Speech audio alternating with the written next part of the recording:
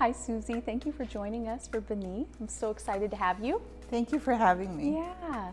So I wanted you on. Well, our initial conversation was so amazing just on the phone, but just to endeavor into a creative life. I was so inspired by your life that I wanted to share it with other people.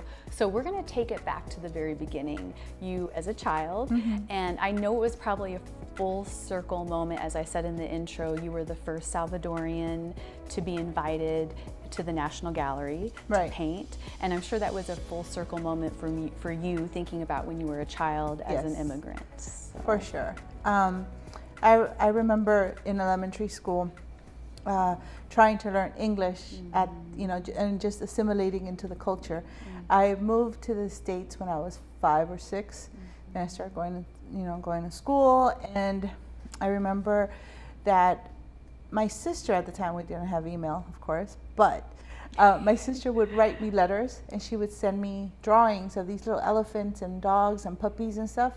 And she was like my artist of my life, like I looked up to her for that. And so I would always try to draw those. And, my dad would also teach me drawing. So they would always inspire me. And as I'm trying to assimilate myself into school and make friends and stuff, there were times that were tough, and therefore my refuge was like my drawings. Like I would just sit there and draw, and it was just me and my drawings. So for the longest time, like anytime I had trouble with just anything and subjects or friends or anything, just sit and draw and then move on. Eventually, as I got better at my drawing and made friends, they would look up to me as far as like, oh, can you draw me this? Or can you draw this? And, in high school, drawing things for school and everything. So it was a passion I developed pretty much from just a comfort place and then moving into a passion, pretty much. And so moving into that passion, you ended up going to LA, and you talked about a mentor that you got. And as I'm talking to people, I just think mentors are so important in all aspects, not just art, but in so many areas of life. So tell me about that momentous meeting for you, and then what that led to for you. So when I was at the Art Center, College of Design in Pasadena, I had an idea of wanting to do fine art, but I didn't know what it was called. I just knew that it was really good art. I was going for graphic design, and it was something that I was not interested in, right? It was not what I expected. I then walked into this room, small room, studio. It was like, had a bunch of still lifes and, easels and paint and canvases, and I was like, oh, this is cool. This is what I want. And then I saw that on the door it said fine art. So I was like, okay, now I kind of know what I want. By chance, a friend of mine invited me a few, maybe months later, to go with her to exchange some jewelry. And I happened to see across the town center a little shop that said fine art classes. I'm like, oh, fine art, this is what I want. So I went down there, and it was a studio called Mission Renaissance in Encino, California. And I went in, got some information, had somebody come out and talk to me, and I said, oh, this is really cool, and what do you guys do? Gave me information, and I saw a sign that said you could learn to teach kids while you're learning how to do art. I'm like, that sounds amazing, I want to do this. So I called, I got an interview, and I met with this older guy, and I didn't know who he was. So we're talking, and he's asking me about why do I like art and what do I do? And I was like, oh, I'm really creative. I do these signs and I do this, like just really basic stuff. And I was so nervous to talk to him. He's like, you know what? He's like, you need to smile more. You have a pretty smile when you smile, and just relax and smile. And that, till this day, has stuck with me, because if people talk to me, they'll see that I smile a lot. And it's not because I'm conscious about it, but it's just because I realized that moment, it just completely relaxed me in talking to other people.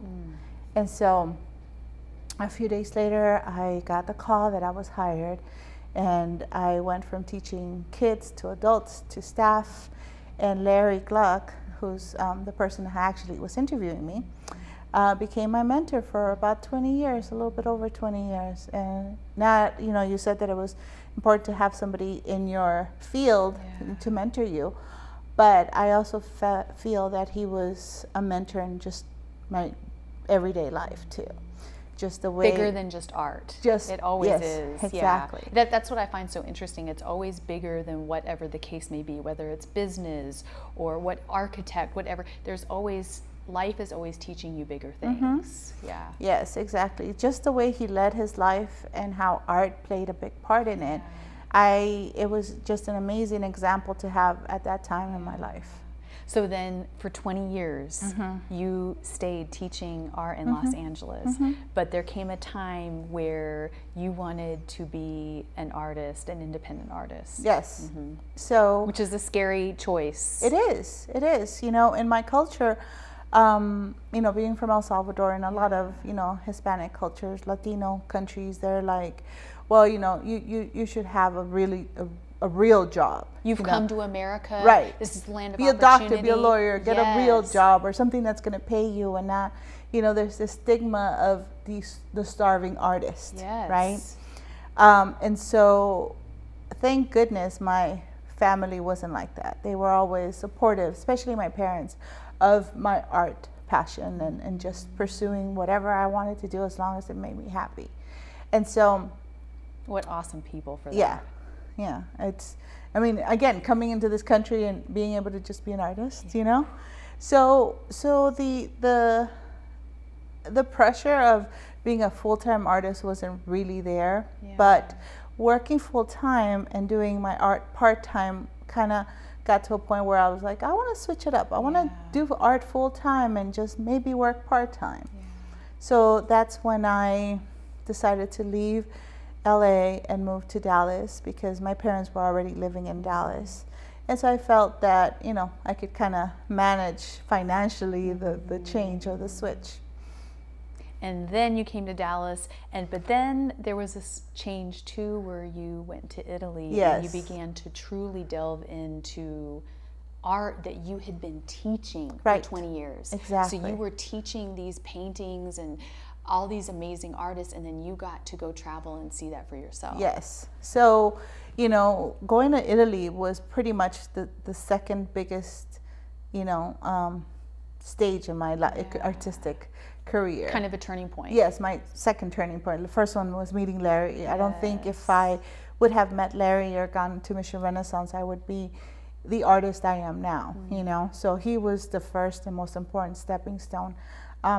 And then going to Italy because, like you said, I taught for so many years and we would have all these books on the Uffizi and just different collections that there are in Italy. And I would show them and I would explain, the technique that the artist used. But when I finally stood in the Uffizi and, in front of the David at the Art Institute in Florence or anywhere in Venice, the Sistine Chapel, that I got chills and I almost cried, which is something funny that I mentioned to you that I was like, why would you cry in front of a painting, Yeah, you always said that people would be like, I cried, and you'd be like, why? Even as an artist. As an artist, because exactly. You said it was more about the skill for you. It was about the particular skill. Right. There wasn't a lot of, of course you're an artist, so there's emotion attached to it, but you didn't understand the depth of emotion. Exactly. Yeah, that depth and that, it was just surreal standing in front of the Sistine Chapel or the Pietà or the David and just sitting there and drawing it, I remember when I was in Venice, I took a gondola and my friend Paula, she came with me and we were like, let's get a bottle of Prosecco and let's just draw on a gondola. And we're going through all. You're like, did I really just say those words? Yeah, pretty much. And so we're on the different little canals, and literally it was like traveling in Sargent's watercolor book, because the colors, the reflections, the color of the buildings, the texture of the buildings, it was exactly what I saw for so many years in those books. That to me, John Singer Sargent, he's a huge inspiration. He's an amazing artist, right? Well, he was, and was incredible with so many mediums, And seeing what he painted and how he simplified it and how he still captured the essence of those buildings was, I mean, it was so surreal. That was true education for you, Yes. because you can read it in a book. Right. I think that's the power of life experience too, right? We can spend all our time reading about things, Yes. but when you're actually experiencing it and doing it, yeah. And you said what was really profound to you is at the Sistine Chapel, you know these artists' life stories and how, like, what it took for them to accomplish these works of art. You said that there was emotion attached to that because of that. Yes, Michelangelo, you know, the pain and suffering he went through doing the Sistine Chapel, that was incredible, you know. Doing the David when nobody wanted that piece of marble. And all the well-known sculptors at that time were like, you can't get anything out of that. And here's this 26-year-old artist who's just starting his career. He's like, I could do something with that, and he creates the most well-known sculpture that we have in, you know, in the world, in history. So it was just, like, what a lesson about life. Yes. Like, there are so just many. Just take a chance and do it. Just believe in yourself, pretty much. Even when people are telling you it's not possible. Yeah, because he did. Yeah. Wow. And as you came back, and then you really ventured into an independent artist. I really want you to explain and share with people your experience, like, because I think when we think of art, we forget, or music, any type of those, any genres like that the business behind it. And I know your artwork is so beautiful, and you have many different mediums too that you're talented at. Tell me what that was like, venturing into being an independent artist. Well, first of all, I think it was very scary at first, even though I had the support of my family. But the biggest thing is that imposter syndrome, like, can I really sell my work? Yes. Are people going to like my work? You know, but I think that just comes from having, just believing in yourself, right? And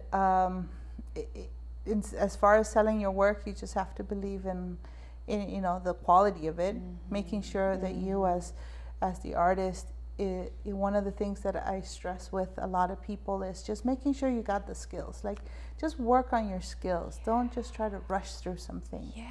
Because the more skills you have, the more certainty you're going to have. And therefore, you're going to be like, well, yeah, my painting's $2,000, and that's it, you know. That's a really, sorry. I think that's really an understated thing, because I think when we see creatives, we think that it's just a natural gift. And as I've learned, is the more creatives I talk to, every single person, especially really influential ones, have worked incredibly hard. Yes. And you spent all those years gaining so much knowledge. Yeah. You know, I'm really into reels, and so I've been researching stuff, and I found one that was very accurate. It was a story about Picasso, that he was sitting in a cafe, and they asked him, well, you know, can you, you know, this lady recognized him, said, can you draw something for me? It took 5 minutes, drew something, and gave her an exorbitant amount that she had to pay to get it. And he's like, well, why do I have to pay that? It only took you 5 minutes. And he's like, no, it took me a lifetime to be able to create it in 5 minutes. Ooh. And that's so true, you know, because I remember all the exercises that I had to do under Larry's tutelage to be able to be as good as I am now, you know. And I still work at practicing my portraits or color combinations or amount of paint or rereading books, you know, just to keep with my, you know, developing my skills. Yeah. Even after all those years, there's still more skills to acquire. Yes, always. Larry, here's a really good example. Larry started when he was 13, right, under the tutelage of this Italian painter named Giuseppe Trotta. And Larry pretty much painted his whole life. At 86, he would come to the office and visit me, walking in and telling me, Suzie, you got to try using this brush with this paint, and it creates this, you know, this brush stroke like Rembrandt used to do, or I found this medium to work with this, and go try it. Like, one, he was extremely generous with his knowledge, which is something I learned from him, and I love to share my knowledge with other artists.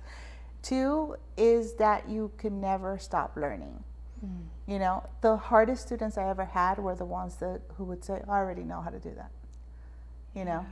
And I had students who were way better than me and would say, can you show me how to do that? I'm not quite sure how to do that. And it's always, you know, and it's okay to say that. It's okay to say, hey, can you show me how to do that? Or can you explain that to me again?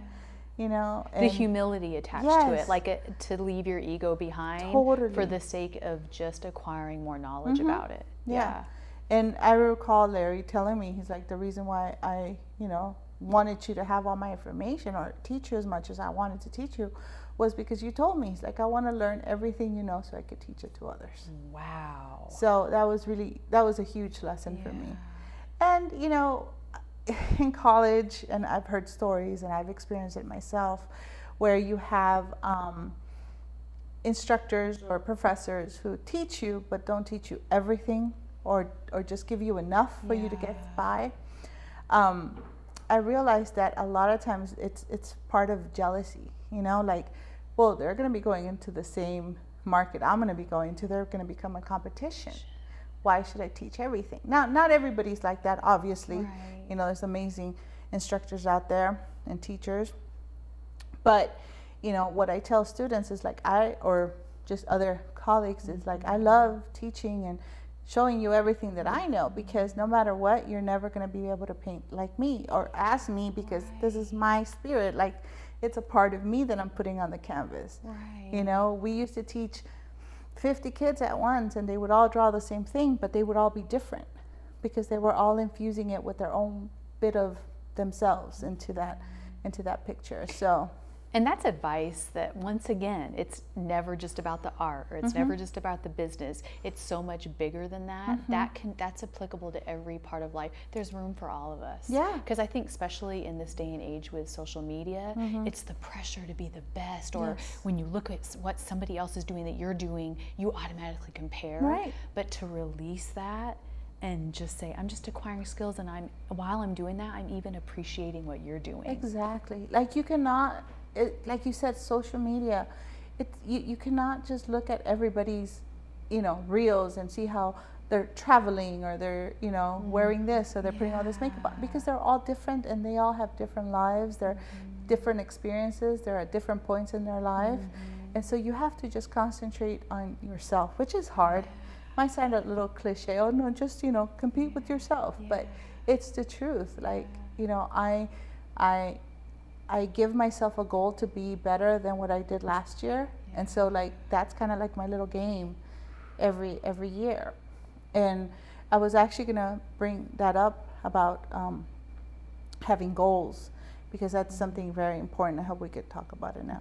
Tell us, Suzie. Tell us today. So one of the biggest reasons why I stayed at that company, other than Larry, was I always made goals for myself. Like, oh, okay, when I was a kids instructor, I wanted to become the director of that studio. Now, once I did that, I then wanted to teach adults, and so forth. I think one of the things that got me to where I was and helped me make the decision to move to become a full-time artist was because I really felt I reached everything I could be in that company. And I wanted to keep expanding. Yeah. So, you know, Larry I always quote Larry, and I always talk about him because he's always, you know, talking to me in my memories. One of them is like, you always have to, you know, life is a game, right? And making goals for yourself is like you're playing this game by yourself against yourself. Like, okay, let me, this is what I did last year. Let me see what I could do this year. You know, let me better myself in this way. And that keeps life fun. It keeps you growing. And for me, it just keeps me creating more and more. You know, like, I'm always like, oh, I want to paint this. Oh, I wonder what this would work, how this would work with this, you know, and comparing my work from last year, or just comparing my growth to myself, you know, and not looking around what everybody is doing, because that is totally detrimental to your spirit as an artist. Like that will definitely kill you. As a person as it a will, person, but yeah. especially as an artist, you're right, because you're always looking at like, what are they doing but how freeing to live. It's like when you were talking, I just got this picture of just like floating in the ocean. It truly just frees you. It frees your mind so that you can be creative. Right. Yeah.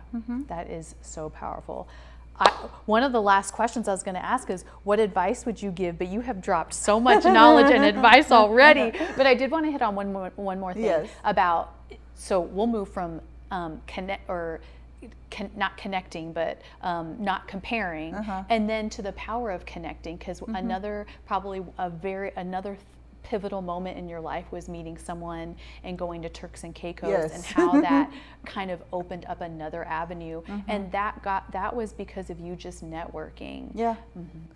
And you know, it goes way back to you know, full circle to Larry telling me to smile more, you know, and talk and being open and talking to people, right?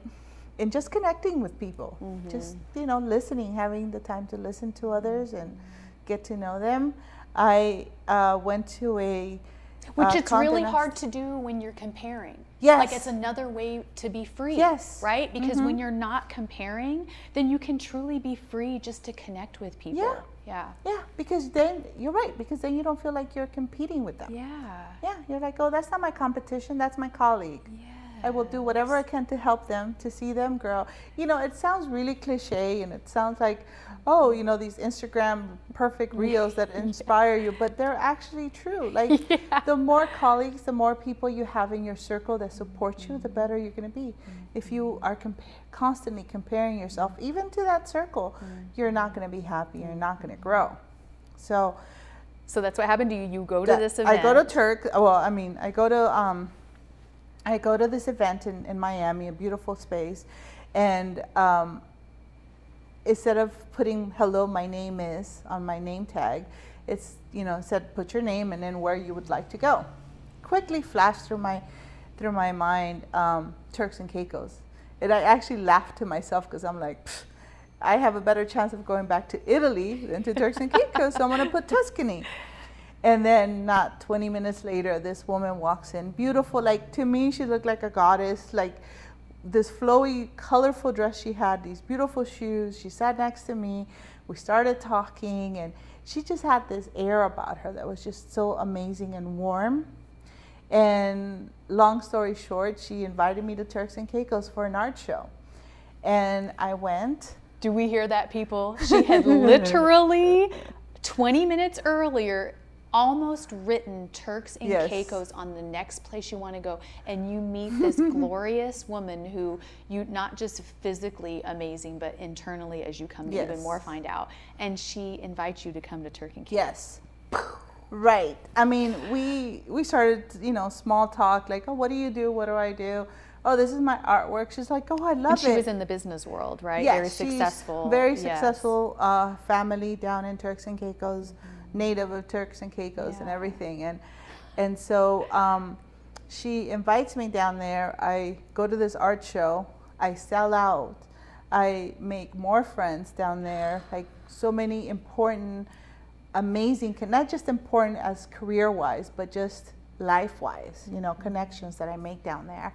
And been 5 years, I think, and I've been going every year for that art show, and thank God I sell out every year to help with this a foundation that they have, and I actually went twice this year already. And so they need to follow you on social media, Suze the artist, because you will see the waters when she posts it, and she's in Turks and Caicos. The water it's unbelievable. And you said that even elevated your art. For sure. I mean, going down there, you know, you usually see these photos and these places look amazing, and then you're like, I have to go there. You get there, you're like, oh, it's not as exciting as it was in the photo.